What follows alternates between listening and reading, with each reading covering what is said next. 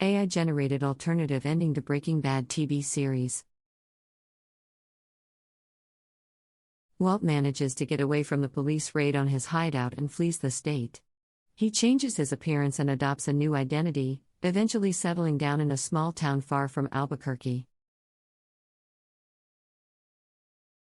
He lives a simple life, working a low-key job and staying out of trouble. However, he is constantly haunted by the guilt of his actions and the people he hurt during his time as a methamphetamine cook.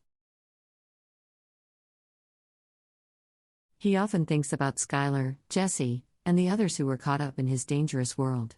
Despite the weight of his past, Walt finds some solace in his new life. He makes a few friends and even starts a romantic relationship with a local woman.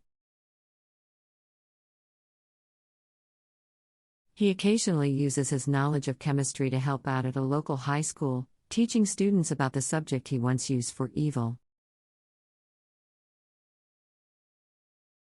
As the years pass, Walt never forgets about his old life, but he is able to move on and create a new, albeit somewhat mundane, existence for himself. He often wonders what happened to the people he left behind, but he knows that he can never go back and make things right.